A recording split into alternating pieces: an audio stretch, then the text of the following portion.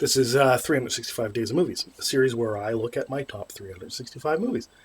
So let's go to the next movie.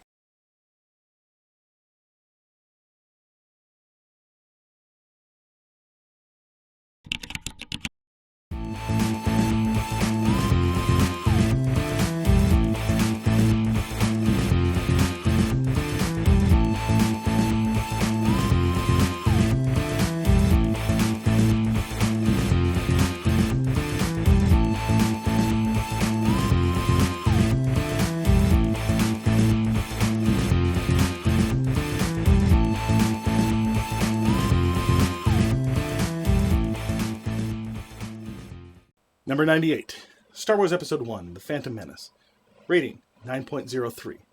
Released in 1999, directed by George Lucas, starring Liam Neeson, Ewan McGregor, Natalie Portman, Jake Lloyd, Ahmed Best, Ian McDiarmid, Anthony Daniels, Kenny Baker, Pernilla August, and Frank Oz.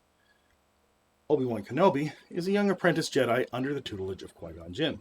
Anakin Skywalker, who will later father Luke Skywalker and become known as Darth Vader, is just a 9-year-old boy. When the Trade Federation cuts off all routes to the planet Naboo, Qui-Gon Jinn and Obi-Wan are assigned to settle the matter. This, to me, is one of the best Star Wars movies ever. I don't know why people don't like it. I remember when I was in high school, before any of the prequels came out, and when we were still in the extended universe, and there were just started, been novels and comic books that were coming out that had more information about Star Wars. I wrote a report on Star Wars in English class and wanted to talk about the politics of Star Wars, and found it very difficult because while there was an emperor and there was a senate and there was grand moffs, none of this was really explained and how they fit in the political structure. All you could do was extrapolate based on these names, how we treat emperors in our world. However, in different regions, emperors have very different powers throughout time in different empires, that sort of thing. So I wanted more politics in Star Wars. Obviously, other people felt differently, but I wanted to see the universe working politically because these movies are political.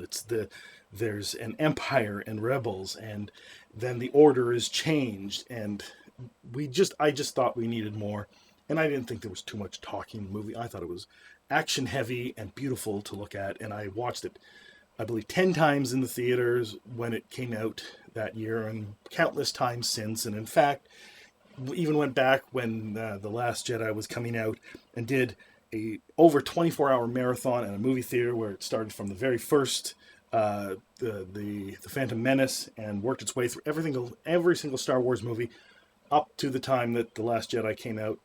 And I love the prequels, and it kind of annoyed me in that marathon that there were a bunch of jackasses who felt the need to point out these perceived flaws in the film and, joke about different things, especially in the later prequel movies. There are people who enjoy those movies, so if you're going to be watching it in a theater, there's no need to mock the movies. If you don't like them, don't watch them.